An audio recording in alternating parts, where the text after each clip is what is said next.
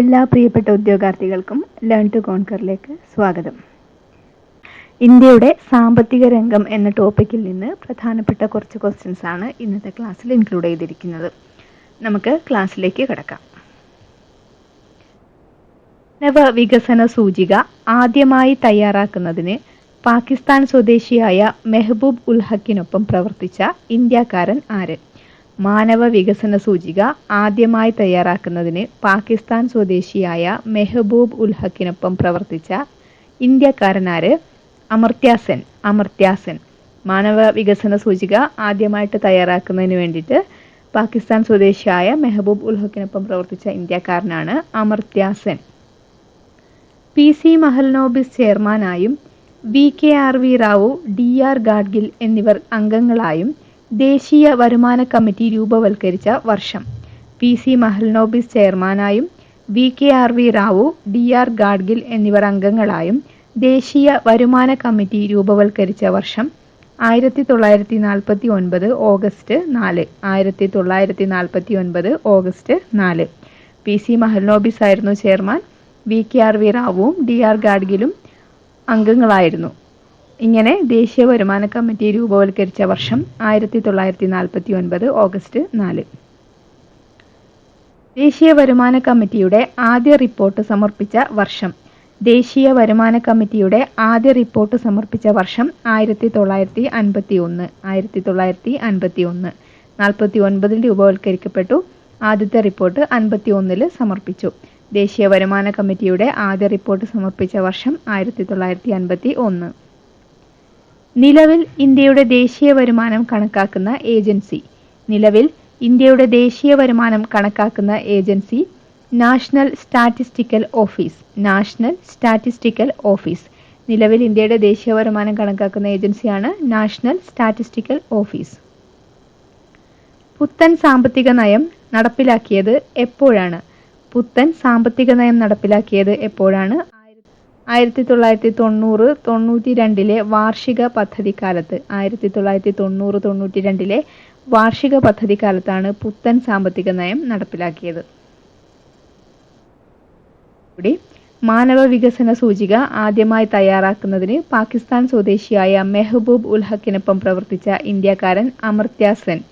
PC Mahalanobis ചെയർമാനായും VKRV Rao, DR Gadgil എന്നിവർ അംഗങ്ങളായും ദേശീയ വരുമാന കമ്മിറ്റി രൂപവൽക്കരിച്ച വർഷം 1949 ഓഗസ്റ്റ് 4. ദേശീയ വരുമാന കമ്മിറ്റിയുടെ ആദ്യ റിപ്പോർട്ട് സമർപ്പിച്ച വർഷം 1951. നിലവിൽ ഇന്ത്യയുടെ ദേശീയ വരുമാനം കണക്കാക്കുന്ന ഏജൻസി നാഷണൽ സ്റ്റാറ്റിസ്റ്റിക്കൽ ഓഫീസ്. പുത്തൻ സാമ്പത്തിക നയം നടപ്പിലാക്കിയത് എപ്പോഴാണ്? 1990-92 വാർഷിക പദ്ധതി കാലത്ത്. സാമ്പത്തിക പരിഷ്കാരങ്ങളുടെ ആദ്യഘട്ടം ആരംഭിച്ച വർഷം. പുത്തൻ സാമ്പത്തിക പരിഷ്കാരങ്ങളുടെ ആദ്യഘട്ടം ആരംഭിച്ച വർഷം 1991. 1991. പുത്തൻ സാമ്പത്തിക പരിഷ്കാരങ്ങളുടെ ആദ്യഘട്ടം ആരംഭിച്ച വർഷം 1991. പുത്തൻ സാമ്പത്തിക പരിഷ്കാരങ്ങളുടെ രണ്ടാം ഘട്ടം ആരംഭിച്ചത് ഏത് വർഷമാണ്? പുത്തൻ സാമ്പത്തിക പരിഷ്കാരങ്ങളുടെ രണ്ടാം ഘട്ടം ആരംഭിച്ചത് ഏത് വർഷമാണ്? 2000-2001. 2000-2001. പുത്തൻ സാമ്പത്തിക പരിഷ്കാരങ്ങളുടെ രണ്ടാം ഘട്ടം ആരംഭിച്ചത് 2000-2001. ആദ്യഘട്ടം 1991. ഏത് യുദ്ധമാണ് 1991 ഉദാരീകരണത്തിലേക്ക് നയിച്ച കാരണങ്ങളിലൊന്നായി പരിഗണിക്കപ്പെടുന്നത്? ഏത് യുദ്ധമാണ് 1991 ഉദാരീകരണത്തിലേക്ക് നയിച്ച കാരണങ്ങളിലൊന്നായി പരിഗണിക്കപ്പെടുന്നത്? ഗൾഫ് യുദ്ധം. ഗൾഫ് യുദ്ധം. 1991 ഉദാരീകരണത്തിലേക്ക് നയിച്ച കാരണങ്ങളിൽ ഒന്നായിട്ട് പരിഗണിക്കപ്പെടുന്നത് ഗൾഫ് യുദ്ധമാണ്. ഇന്ത്യയിൽ പബ്ലിക് സെക്ടർ എന്റർപ്രൈസുകളുടെ ഡിസ്ഇൻവെസ്റ്റ്മെന്റ് പ്രക്രിയ ആരംഭിച്ച വർഷം. ഇന്ത്യയിൽ പബ്ലിക് സെക്ടർ എന്റർപ്രൈസുകളുടെ ഡിസ്ഇൻവെസ്റ്റ്മെന്റ് പ്രക്രിയ ആരംഭിച്ച വർഷം 1991. 1991. ഇന്ത്യയിൽ പബ്ലിക് സെക്ടർ എന്റർപ്രൈസുകളുടെ ഡിസ്ഇൻവെസ്റ്റ്മെന്റ് പ്രക്രിയ ആരംഭിച്ച വർഷം 1991. ഇന്ത്യയിൽ ആദ്യമായി വിദേശ നാണയ പ്രതിസന്ധി ഉണ്ടായ വർഷം. ഇന്ത്യയിൽ ആദ്യമായി വിദേശ നാണയ പ്രതിസന്ധി ഉണ്ടായ വർഷം 1991. ഇന്ത്യയിൽ ആദ്യമായി വിദേശ നാണയ പ്രതിസന്ധി ഉണ്ടായ വർഷം 1991. 1991 നമ്മൾ എന്തൊക്കെ പറഞ്ഞു? പുത്തൻ സാമ്പത്തിക പരിഷ്കാരങ്ങളുടെ ആദ്യഘട്ടം ആരംഭിച്ച വർഷം 1991.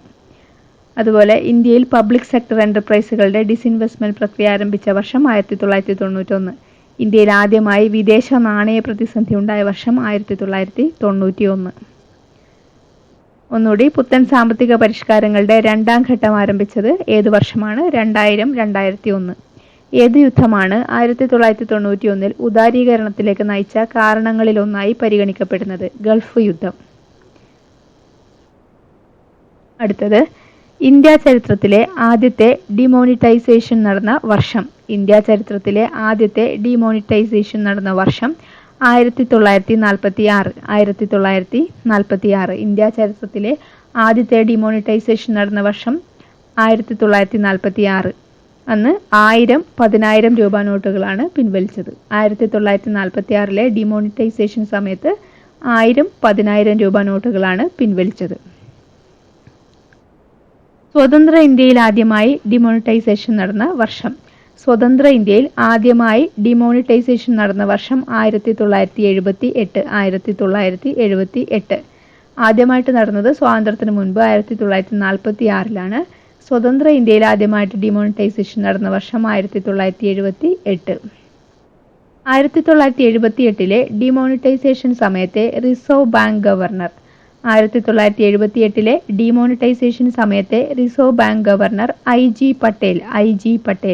1978 ഡിമോണിറ്റൈസേഷൻ സമയത്തെ reserve bank governor IG Patel. 2016 November 8 പ്രധാനമന്ത്രി നരേന്ദ്രമോദി ഡിമോണിറ്റൈസേഷൻ പ്രഖ്യാപിച്ച സമയത്തെ റിസർവ് ബാങ്ക് ഗവർണർ. 2016 നവംബർ 8 പ്രധാനമന്ത്രി നരേന്ദ്രമോദി ഡിമോണിറ്റൈസേഷൻ പ്രഖ്യാപിച്ച സമയത്തെ reserve bank governor Urjit Patel. 2016 November 8 പ്രധാനമന്ത്രി നരേന്ദ്രമോദി ഡിമോണിറ്റൈസേഷൻ പ്രഖ്യാപിച്ച സമയത്തെ റിസർവ് ബാങ്ക് ഗവർണർ ആരാണ്? ഊർജിത് പട്ടേൽ. 2016 ഡിമോണിറ്റൈസേഷനിലൂടെ നിരോധിക്കപ്പെട്ട നോട്ടുകൾ ഏതെല്ലാമായിരുന്നു? 2016 ഡിമോണിറ്റൈസേഷനിലൂടെ നിരോധിക്കപ്പെട്ട നോട്ടുകൾ ഏതെല്ലാമായിരുന്നു? 500, 1000 രൂപ നോട്ടുകൾ. 500ന്റെയും 1000ന്റെയും രൂപ നോട്ടുകളാണ് നിരോധിക്കപ്പെട്ടത്. ഇതിനു പകരമായി പുതിയ 500, 2000 രൂപ നോട്ടുകൾ അവതരിപ്പിച്ചു. 2016 ഡിമോണിറ്റൈസേഷനിലൂടെ നിരോധിക്കപ്പെട്ട നോട്ടുകൾ 500, 1000 എന്നിവയുടേതായിരുന്നു. ഇതിനു പകരമായിട്ട് പുതിയ 500, 2000 രൂപ നോട്ടുകൾ അവതരിപ്പിച്ചു. ഒന്നുകൂടി, ഇന്ത്യ ചരിത്രത്തിലെ ആദ്യത്തെ ഡിമോണിറ്റൈസേഷൻ നടന്ന വർഷം 1946. 1000, 10,000 രൂപ നോട്ടുകളാണ് പിൻവലിച്ചത്. സ്വതന്ത്ര ഇന്ത്യയിൽ ആദ്യമായി ഡിമോണിറ്റൈസേഷൻ നടന്ന വർഷം 1978. 1978 ഡിമോണിറ്റൈസേഷൻ സമയത്തെ reserve bank governor IG Patel. 2016 November 8 പ്രധാനമന്ത്രി നരേന്ദ്രമോദി ഡിമോണിറ്റൈസേഷൻ പ്രഖ്യാപിച്ച സമയത്തെ reserve bank governor Urjit Patel. 2016 ഡിമോണിറ്റൈസേഷനിലൂടെ നിരോധിക്കപ്പെട്ട നോട്ടുകൾ ഏതെല്ലാമായിരുന്നു? 500, 1000 രൂപ. ഇതിനു പകരമായി പുതിയ 500, 2000 രൂപ നോട്ടുകൾ അവതരിപ്പിച്ചു. ഇത്രയുമാണ് ഈ ഒരു ക്ലാസ്സിൽ ഉൾക്കൊള്ളിച്ചിരിക്കുന്നത്. ക്ലാസ്സുകൾ നിങ്ങൾക്ക് ഇഷ്ടമാവുകയാണെങ്കിൽ ചാനൽ ഒന്ന് സബ്സ്ക്രൈബ് ചെയ്യുക, ലൈക്ക് ചെയ്യുക, നിങ്ങളുടെ അഭിപ്രായങ്ങൾ കമൻറ്റ് ചെയ്യുക, നിങ്ങളുടെ ഫ്രണ്ട്സിന് വേണ്ടിയിട്ട് ഷെയർ ചെയ്ത് കൊടുക്കുക. നമുക്ക് മറ്റൊരു ക്ലാസ്സുമായിട്ട് വീണ്ടും കാണാം. Thank you for watching.